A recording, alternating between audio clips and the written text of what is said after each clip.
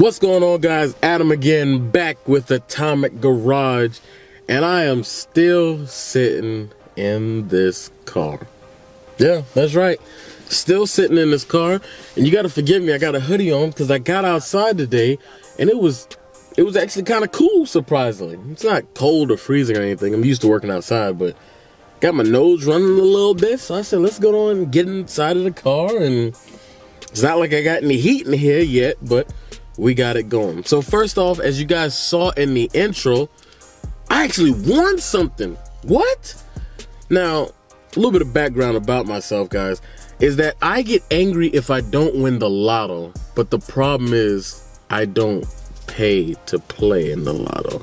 But that's just something that I personally do. But anyway, Cat Local, you should check his channel out.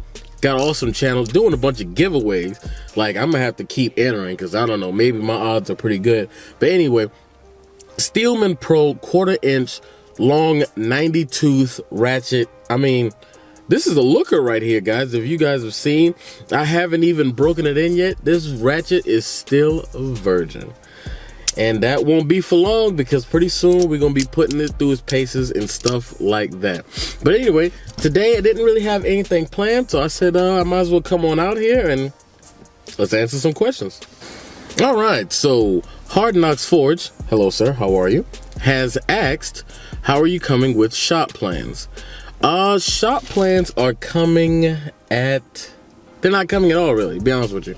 So right now we're trying to buy this house, and we have been through a few houses that have fallen through, and we've dealt with sellers that are pretty hardcore and firm on their price, but when we pay for an inspection and stuff, they don't want to move off of it, their price, or fix the stuff. So that has led us to move on to the next house and move on to the next house. This house right now that we're looking at is owned by the bank.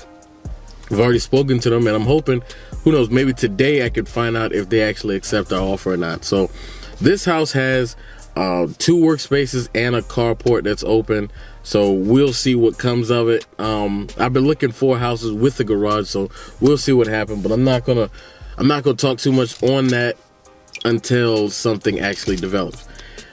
Hard Knocks Ford also asks, Star Wars, Star Trek, or Orville? Okay, I've never seen Orville, and maybe I need to give it a chance. I'm just afraid that they're going to put like a horrible spin on Star Trek. I am a Trekkie.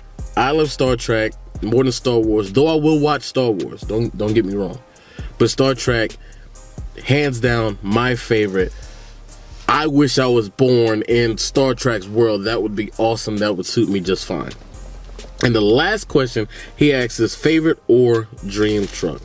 So my favorite truck is my dream truck, and it's a truck that I've owned.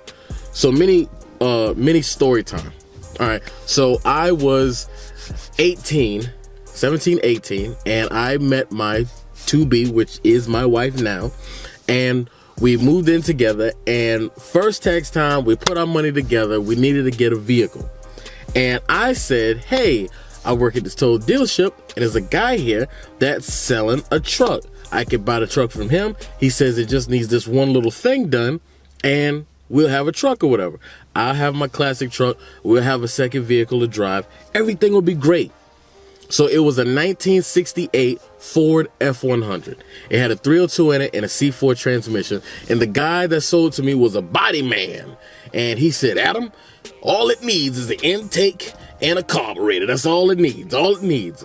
So I paid him the money. This is all of our tax refund money, first time. I think you guys know where this is going. Don't jump ahead of the story. So he tows it to my house, and I love the truck.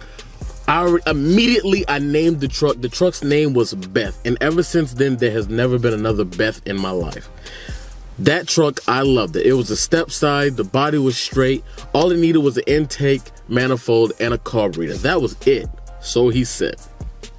So I spent the last couple nickels I had to get an intake manifold and to get a carburetor, and we're gonna go ahead and change the oil, we're gonna change the spark plug, we're gonna go ahead and do all of this, and we're gonna be good. So my buddy Michael Mooney comes over, and we start working on this thing, and I said, all right, let's go ahead and start changing the oil, and I dropped the oil plug, and 10 gallons of water comes pouring out. pouring out. You could have took a coffee break and came back. That's how much it was just pouring out onto the floor or whatever. It just pouring out into the catch pan. And it hurt. And I said, well, maybe it's not over yet. Maybe the oil that finally came out in the sludge, maybe it had a protective barrier. Maybe it protected it. Put the drain plug back in, filled it up with some thick oil, and I keep on going. Still spending money on this truck because I refuse to take this L, to take this loss. I can't. So we're constantly going. And so we finally get to the point where we need to spin it over. And we're trying to figure out why is it not doesn't want to start, it's turning over, but it's not wanting to start or anything. So we take the fuel pump off. It was a 302, and look inside at the timing chain, and the timing chain, I stuck my finger in, and it had at least this much of just wobble action. I was like, oh my God. Besides the engine being rusted out and stuff, even if we did get it to temporarily run, we all know that engine wouldn't have been any good. And that timing chain and stuff, it finally killed and destroyed it. That was my first vehicle. My parents have never bought me a vehicle. That was my first vehicle that I bought myself with the help of my wife, and we took a loss on it. So I had to get rid of it. So I sold it to a guy at the junkyard, and I don't know what happened to it, but to this day, that car haunts me. So my favorite truck would be a 1968 Ford F100 stepson. That's my favorite truck. That's my dream truck. And one day I'm gonna own another one. Ever since then, I've been looking. I haven't found one quite like it. And the ones that I did find, they wanted like $9,000 for it, and it was rusted out. So I want that truck, but I'm not gonna be stupid about it. So that's that little mini story. And also, again, don't trust people, because he swore on his kid's life that thing ran, and it did not. And I said, which is terrible, don't judge me, people. I said, I hope you have a heart attack. A year later, he had a triple bypass, but he's still alive though, so you can't blame me for that. You can't blame me for that. Anyway, let's move on to the next question. By Paul Sanabria. I screwed your name up. So sorry. Please forgive me. He says, hey, Atomic, when did you realize your passion for cars and motorcycles? When I was young, I had an older sister. She's 7 years older than me, and she got into this car phase. Like, she got into the import phase. And me just being a little snot-nosed, little chubby fat boy, always following around your older sibling, that's what I did. And she had car magazines and styling truck magazines. That's when that magazine was just popping, and J.C. Whitney magazine catalog was like the hottest thing in the world. But anyway, so I followed her around, and she loved cars and got into cars, and then I just followed suit. Car shows, Nopi car shows, just different things like that. And I had the old disposable cameras, the little click, click, click, click, snap, and went to car shows, took pictures, and spent money to get them developed just for it to have terrible lighting and stuff. But that's what drew my love for cars. And then it just spiraled out of control, just like anything, just like a excessive compulsive disorder or something that just made me want to just breathe and inhale nothing but cars. So from that point, I just binge watched Top Gear. I mean, like, almost all of their seasons, Top Gear specials, and then it just kept going. There was an automotive program in my school, and 9th grade, first year in the high school, placed the highest in the whole school for the automotive test. All I did was read and just try to just learn as much as I can, and it just kept going and going and going. And I said that I had to be in this community because I love cars, I love different styles, and it's just awesome. So I started from my sister, and I haven't looked back yet, and I enjoy every bit of it. Brain Dead New Yorker, hello sir, how are you? He asks, what is your favorite scary movie?